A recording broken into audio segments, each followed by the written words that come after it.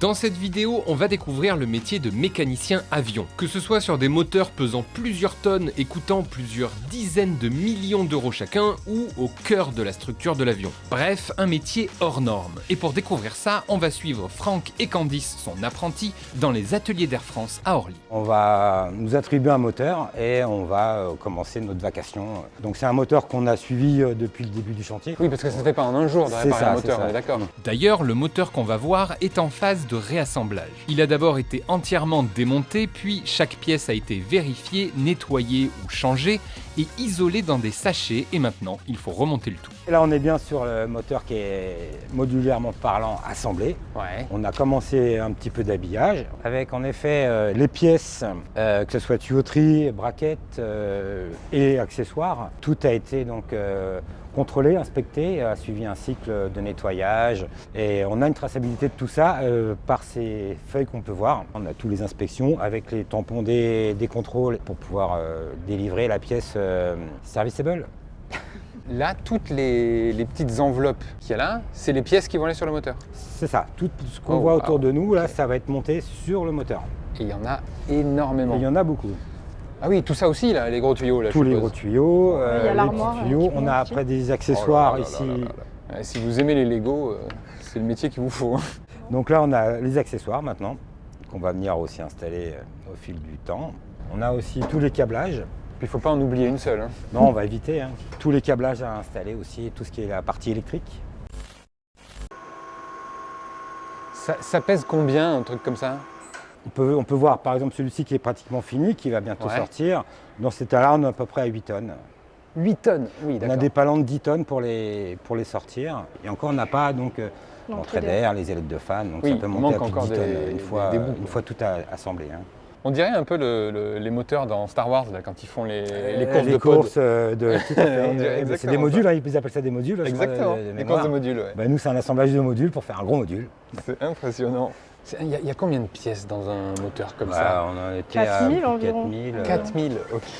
Mais avant d'aller travailler sur l'énorme moteur d'avion, il faut récupérer une caisse à outils dite anti-FOD, pour Foreign Object Damage, c'est-à-dire anti-corps étranger. Donc ça, c'est une caisse anti-FOD. Si j'enlève ça, je vois qu'il y a une empreinte jaune qui manque. Donc visuellement, je vois qu'il y a quelque chose qui manque. Effectivement, si n'importe quelle pièce reste dans le moteur, ça peut être très dangereux. Donc il faut s'assurer que vous ayez tout à la fin. Et chaque outil est numéroté à la caisse. Évidemment, on ne peut pas échanger. Ça peut arriver qu'en effet, on vienne sur le moteur à prendre des clés d'un petit collègue. Et en fait, ce qui nous permet de savoir à qui appartient vraiment la clé et remettre la clé dans la caisse attitrée. C'est sûr que quand on travaille sur des moteurs d'avion, en termes de sécurité, ça doit être quand même assez important. Il faut être très vigilant, c'est sûr. Et le nombre de petites vis. Donc pour info, voilà, on a ce style de pièce qu'on va monter. On a donc un PN sur la pièce. Alors un PN, c'est un... Part number. Part number, oui bien sûr, ok. Ok, qui en effet nous permet d'aller dans la documentation et retrouver comment remonter cette pièce. Le numéro de la pièce, quoi, pour que tu puisses la retrouver. Oui, il faut bien faire le distinguo entre le SN et le PN. Oui, parce que le SN c'est le numéro de série. Là, voilà, on a tout à fait un exemple concret. Là, on a deux mêmes PN avec deux SN différents. Ok, deux mêmes pièces, mais avec un numéro de série différent. Très bien. Évidemment, je n'ai pas le droit de filmer ce document-là, c'est un document qui est confidentiel, mais ça ressemble en vrai à une notice Ikea. Ça ressemble vraiment à ça, hein, avec différentes pièces, et où ça va les uns dans les autres. C'est ça, avec des items, voilà, et des références de pièces, et c'est parti. Tout à fait. Avec un nombre de pages, par contre, je pense qu'il est largement différent de celui d'un meuble Ikea. Tout à fait. Donc là, la pièce que je recherchais, c'est celle-ci. Donc après, je vais la retrouver sur des vues. Oui, et il te dit où est-ce qu'elle va, quoi. Voilà. Et après, on a, par exemple, quelle valeur de serrage on va venir serrer cette vis. Donc là, c'est une autre doc, ce qu'on appelle le SM. Donc pour nous, un peu, c'est la Bible du moteur. Tout est bien après défini dedans, à savoir comment la positionner, comment la torquer, voilà. Parce qu'il y a, comment la graisser, comment la huiler. Carrément, pour chaque vis. Chaque vis, et chaque pièce montée sur le moteur, voilà, on a le descriptif sur le SM. Parce qu'après, tu choisis la puissance que tu veux mettre sur ta clé, ou un truc comme ça, et tu la serres d'une certaine façon. C'est ça, on a des torque-mètres qui nous donnent une valeur sur le SM, on reporte la valeur sur le torque-mètre, et on vient torquer la vis à cette valeur. Et ça se fait avec une clé dynamométrique. Alors ça c'est une clé dynamométrique. Ouais. Ça va nous permettre de mettre un couple de serrage sur les vis. Tout est torqué sur avion. Et ça permet en fait d'appliquer une même force parce que si Franck il serre, moi je serre ou qu'une autre personne serre, ce ne sera pas la même force. On va entendre un clic au moment où tout sera torqué à la valeur qui est demandée. Ça C'est s'arrête quoi.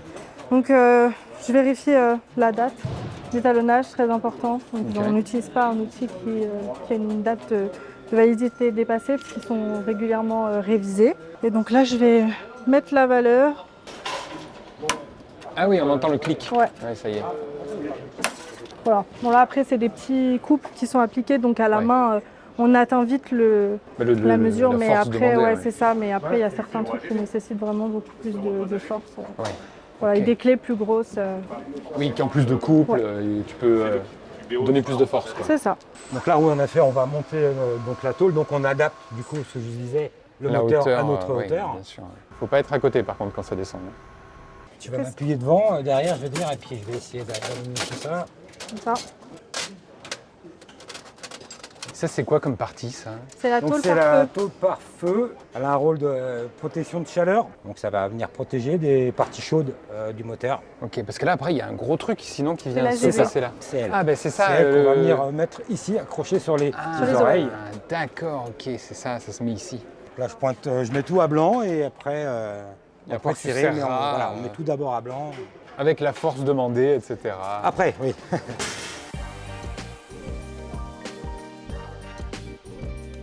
Là tu fais quoi? Tu peins des vis? Alors, tu... je graisse des tu vis. graisses des vis, On met ok. de la graisse sur les vis. C'est notamment pour permettre pour faciliter la dépose en démontage. Ok. Parce que quand les avions ils volent longtemps et à des températures qui sont assez élevées, ça a tendance un peu à se gripper et au démontage c'est plutôt difficile de les enlever. Ah oui, Et du coup, et ça protège aussi la corrosion, tout ça. d'accord. Donc voilà, Passe à l'autre, ouais. on va falloir se décaler. Vas-y, ouais, c'est là où il faut. Là c'est bien comme ça.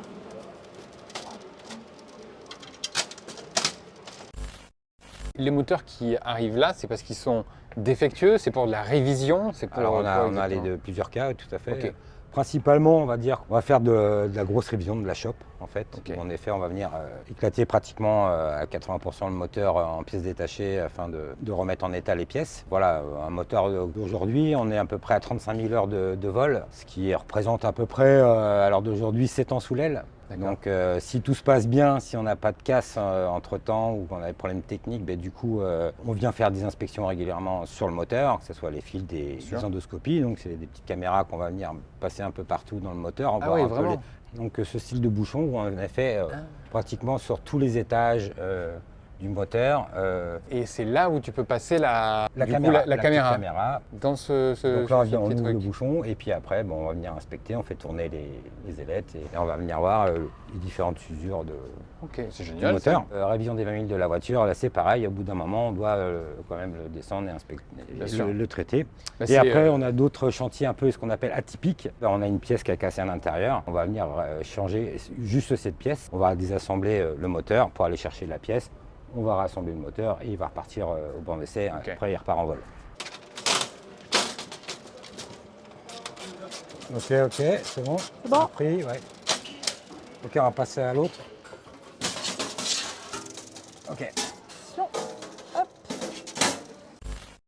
Ce que les gens ne savent pas forcément, c'est que ce n'est pas les constructeurs d'avions qui font les moteurs. C'est-à-dire non. que les deux plus gros, Boeing et Airbus, ce n'est pas eux qui font les moteurs. Et je fait. crois que les compagnies qui achètent les avions peuvent choisir plusieurs types de moteurs de plusieurs constructeurs différents. Et en fait, c'est deux choses différentes, quoi. C'est un bon souvenir. Oui, bon, ça va. Alors voilà, je ne me suis pas gouré. C'est Mais bien. c'est vrai qu'on pense que c'est Airbus qui fait les C'est ça, moteurs en fait, ce qu'il d'Airbus, faut- mais en fait, pas Ce du qu'il faut tout. savoir, c'est qu'en effet, Air France achète, quand on achète un avion, on achète un avion sans moteur. Et après, on vient équiper nos avions avec des moteurs, avec des fabricants de moteurs.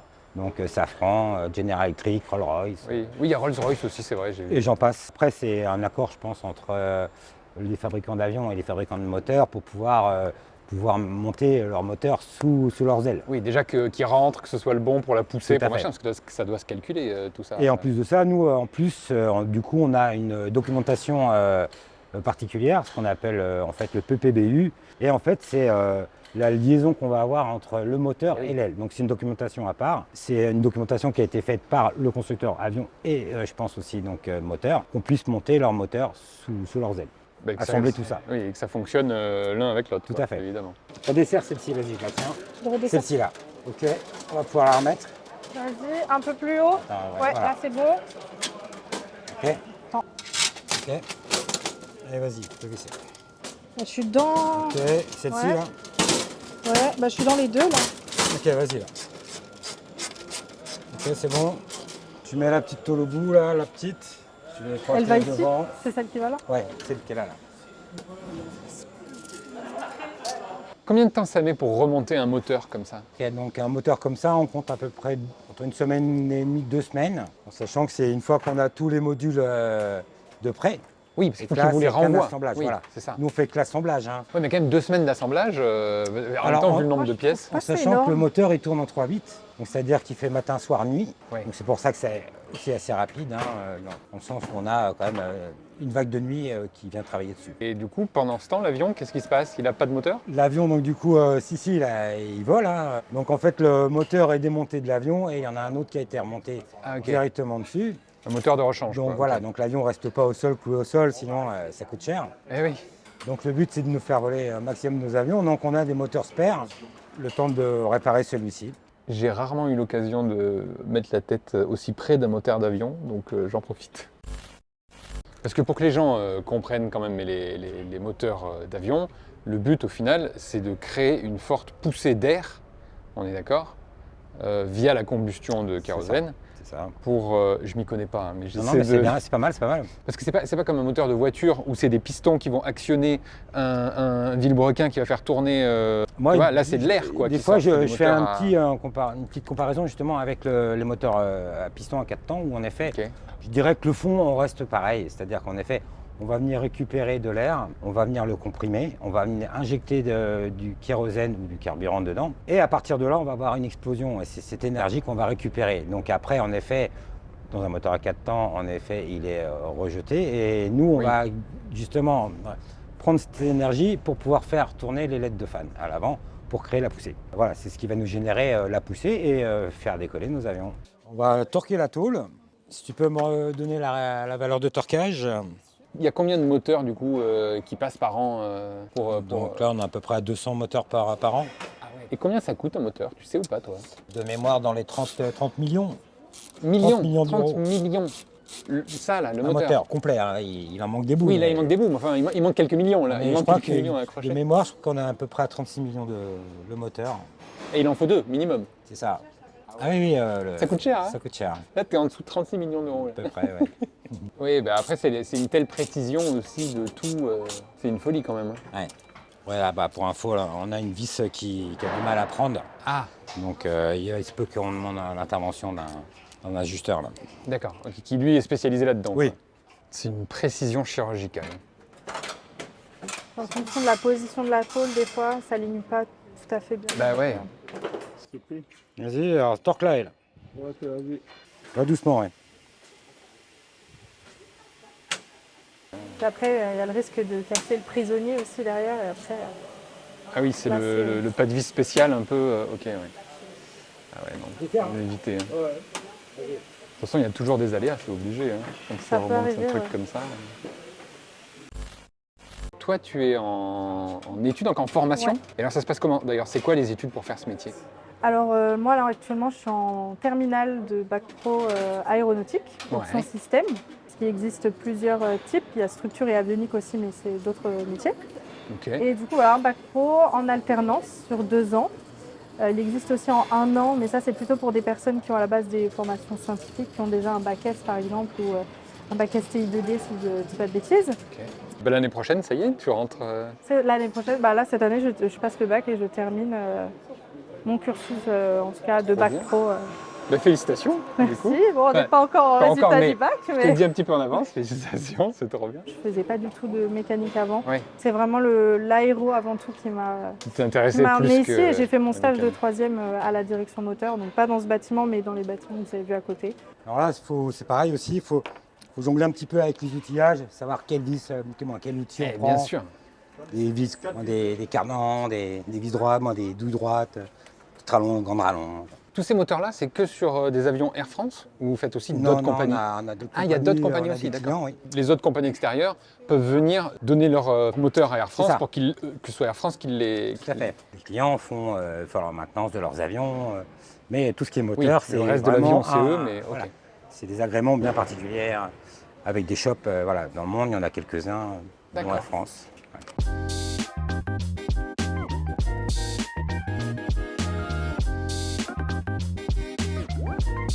Est-ce que, en tant que mécanicien, du coup, tu engages ta responsabilité sur le moteur? C'est-à-dire que si jamais il y a un problème dans les vols suivants, et est-ce que c'est toi qui vont venir voir en me disant il y a un souci? Ben, bien sûr que c'est si, ça. en éthique, Ah ouais. tout est contrôlé, surveillé. Donc on a une traçabilité de toutes les tâches qu'on va effectuer sur le moteur. Donc pour ça, on a des bons d'opération. Donc là, on va arriver à la fin de la vague, auquel cas on va venir maintenant signer toutes les gammes opératoires, tous les bons d'opération qui Ah se oui. retrouvent sous cette forme-là, sous un bon Ok. d'opération. Je ne vais pas le filmer, mais ok, très bien. Voilà. C'est quand même une grosse responsabilité.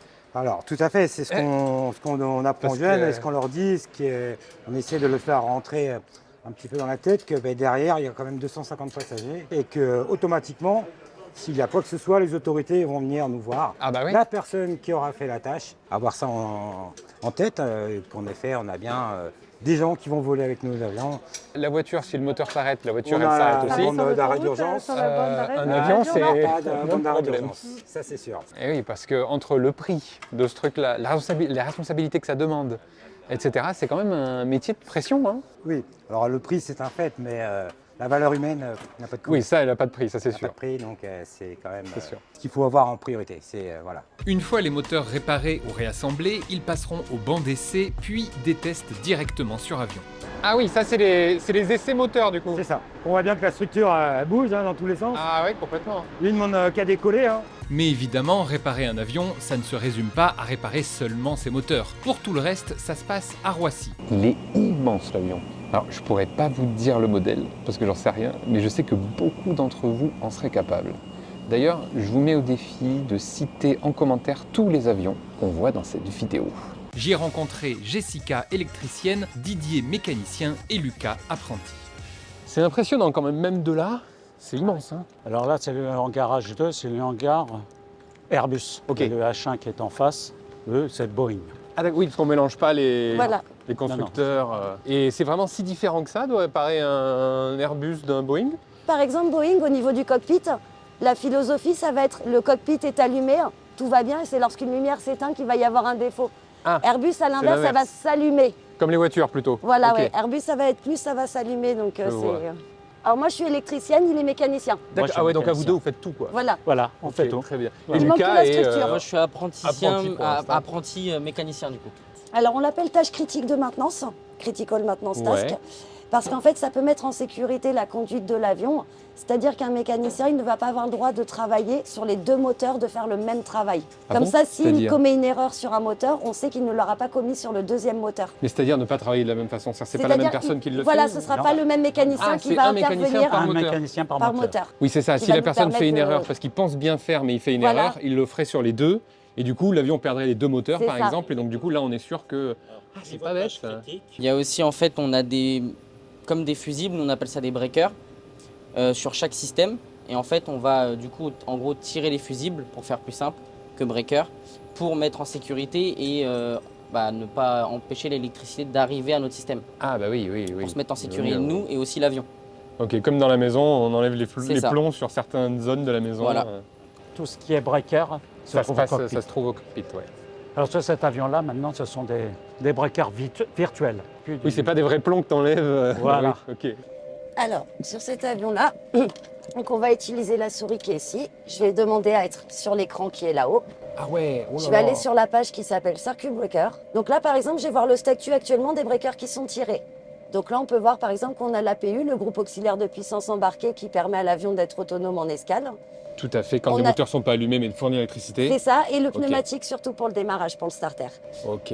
On a désactivé l'antenne satellite du Wi-Fi. parce qu'on est en zone, du coup, on est dans une cage de Faraday, donc les émissions peuvent être Ah du ouais. coup nocives pour la santé à long terme. Mais juste, ça c'est une souris. Oui. C'est trop drôle, je savais pas qu'il y avait une souris dans les avions. Alors en fait, ce panneau-là, nous on va l'utiliser à la maintenance, mais à la base il est fait pour les pilotes, c'est ce qui va leur permettre de générer tout leur plan de vol. Ah oui, c'est là-dessus qu'ils rentrent l'ordinateur Voilà, de bord. c'est et grâce tout à ça là. qu'ils Oui, vont oui, pouvoir oui. générer tout leur plan de vol. Tout à fait. Très bien. Et là, du coup, tu vas pouvoir choisir quel circuit tu veux Voilà, couper. c'est ça. C'est ça. Donc là, il va désactiver, Faudra pas oublier de les réactiver après tout ça. tout à C'est fait. ça. Et ça, c'est dans la tâche à la fin. Il nous demande Ok. dans la remise en configuration initiale de l'avion, il nous demande de remettre, bien de sûr. repousser nos breakers, de remettre l'avion comme on l'a trouvé quand on a commencé. Ouais, c'est Toujours. ça.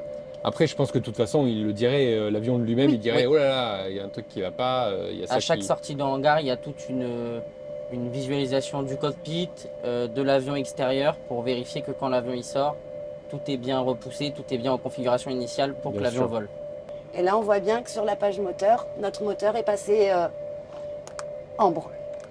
Ok, donc il est off. Il est off. Et on peut les mettre les mains dedans, on ne sera pas électrocuté, hein, du C'est tout. ça. Tout est bon. Électrisé jusqu'à électrocuté, généralement Oui, la conséquence est électrisé, mortelle. pardon. Électrisé, c'est vrai. On a le GCU, Ouais. on a les FADEC A et, Et le B. FADEC B. Donc on est bon, on est bon. sécurisé.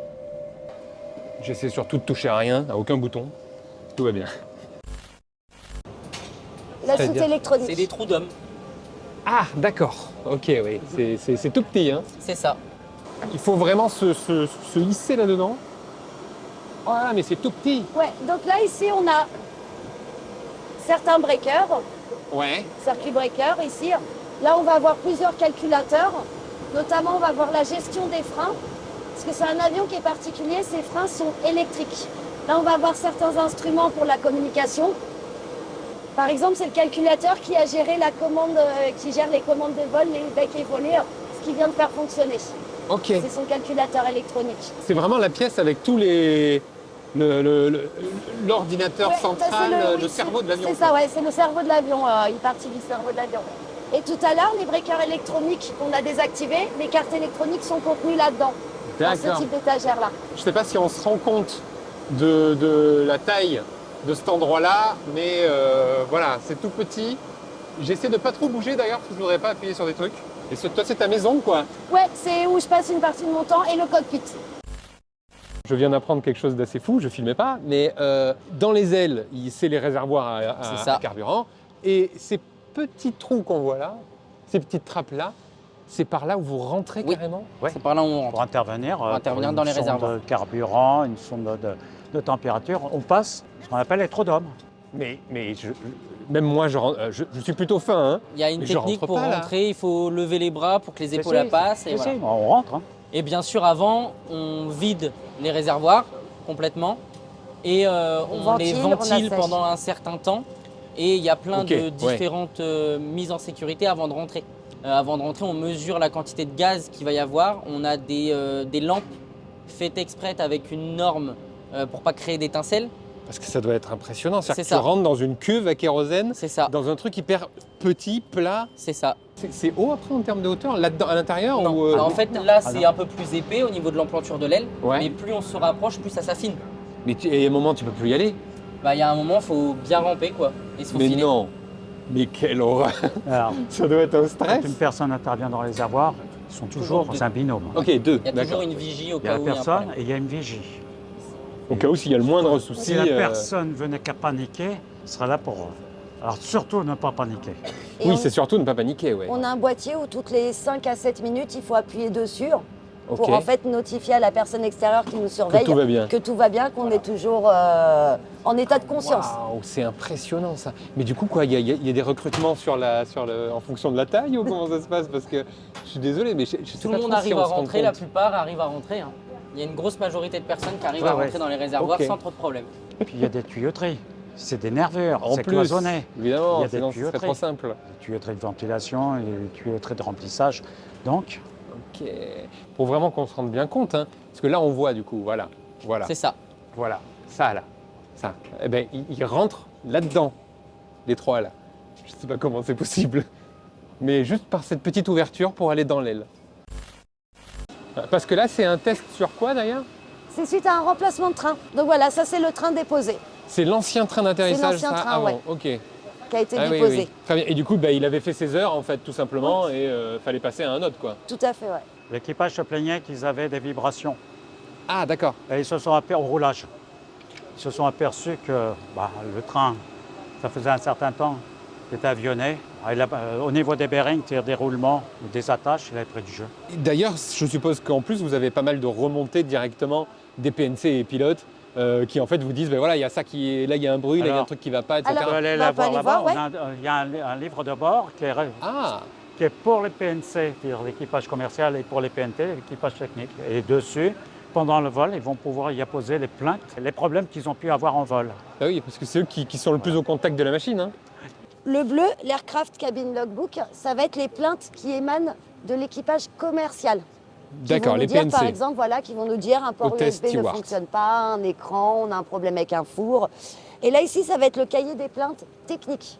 Là, Les ça va pilotes. être les PNT, donc les pilotes, qui vont nous notifier s'ils ont eu un incident pendant le vol. Un bruit bizarre, un truc, Un bruit bizarre, machin, un message, Des odeurs. un message derrière des des odeurs. odeurs, un message de panne qui va apparaître. Ils vont nous le notifier là-dessus. Mais par contre, à chaque problème, on est d'accord que l'avion, il finit pas dans le hangar. Ça Non. se fait directement sur la Oui, piste. voilà. Oui, voilà ce que je dis. À C'est part suivant ça, le problème. voilà. Ok, et vous pouvez intervenir sur la piste Oui.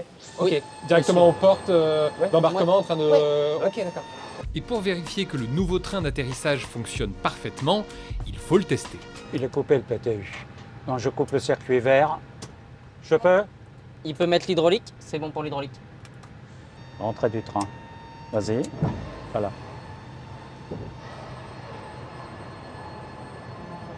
Ça marche. C'est bon, c'est ouvert, le train est rentré. On ressort.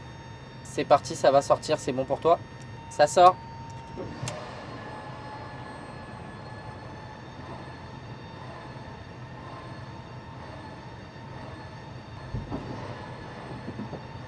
Ok, ça marche. Et après, on coupe les pompes hydrauliques.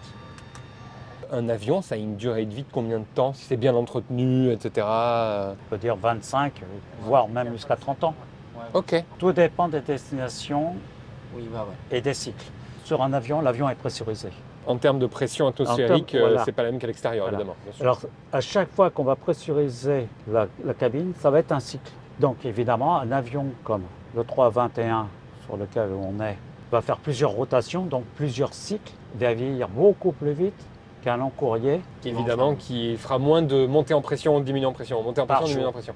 Voilà. Et oui, forcément, sur les distances courtes, il le fait plus de fois. Je le parce fais que- plusieurs fois. Alors que l'autre, quand il y a du 12 heures de vol, ben forcément, il Voilà. reste pressurisé pendant les 12 heures. Voilà. Alors, pour la vie d'un avion, ce qui va être pris en compte, c'est le nombre d'heures de vol et les cycles. Pourquoi? Le Parce nombre de qu'à cycles. chaque fois qu'on pressurise, la structure de l'avion fatigue. Et oui, forcément. Oui, bien sûr, c'est pas naturel hein, de, Non. de Voilà. monter en pression et redescendre en pression. Ok. Voilà.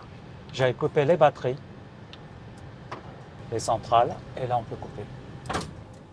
Oh. Et là, ça y est, il n'y a plus de jus dans l'avion. C'est ça. C'est ça. Et qu'est-ce qui vous plaît dans ce métier? Bah déjà, il n'y a pas de routine. C'est tous les jours, on ne sait pas vraiment ce qu'on va faire. C'est un métier qui évoluera toujours. Donc on en apprendra tous les jours, tous les jours, tous les jours. Même avec 40 ans de carrière, on en apprendra toujours parce que les avions évoluent technologiquement. Bah, je dirais qu'il y a aussi une satisfaction de travailler sur un avion où on sait qu'il y a des centaines de personnes qui vont monter dedans et qui vont pouvoir voyager dans le monde entier. Oui, et contrairement à ce que les gens peuvent penser, travailler dans l'aéronautique sur des avions, être mécanicien avion, et il ne faut pas avoir d'abord une expérience de dingue sur par exemple la voiture, le truc. Non. C'est spécifique à ça, il y a des études pour ça, et on peut partir de Moi, j'ai zéro. commencé, j'avais jamais fait de mécanique de ma vie. J'étais quelqu'un de manuel, mais jamais fait de mécanique. Avant d'aller en bac pro, j'avais un bac STMG, donc c'est économie-gestion, donc rien à voir à fait. complètement. Et donc c'est vraiment avec la formation en 3 ans que j'en suis arrivé là à comprendre mon environnement, à savoir comment travailler, à comprendre les avions, savoir quel système, savoir comment sont faits les systèmes, etc. Et j'ai l'impression quand même que tous les trois, vous êtes passionnés d'avion et d'aviation. Ouais. Je sais pas pourquoi, j'ai l'impression. C'est Parce que quand parti on de là. discute en off sans les caméras, ça parle que d'avion. hein. Ah ouais. Mais vous êtes à fond oui. là-dessus. Et il faut être passionné pour faire ce métier. C'est mieux. Je, Oui, je c'est mieux. pense, oui. Je sais que toi, tu fais aussi ça sur ton passe-temps, Tout à fait. puisque tu refais un avion, On entretient un avion, un DC-3 en un fait, DC-3, qui a voilà. fait qui a fait le débarquement. C'est France DC3, voilà. Ok, France DC3. N'hésitez pas à aller Très voir bien. le site. Eh ben, écoute, avec plaisir, je mettrai ça. Et juste la taille déjà de ce monstre est impressionnante. Enfin, c'était fou de vivre tout ça. Donc merci beaucoup pour votre accueil. C'est un plaisir. Merci. C'est la fin de la vidéo, j'espère qu'elle vous a plu. Si c'est le cas, n'hésitez pas à la liker, à la partager, abonnez-vous à cette chaîne, c'est important. Et moi je vous retrouve un prochain dimanche 18 h pour une prochaine vidéo. Salut!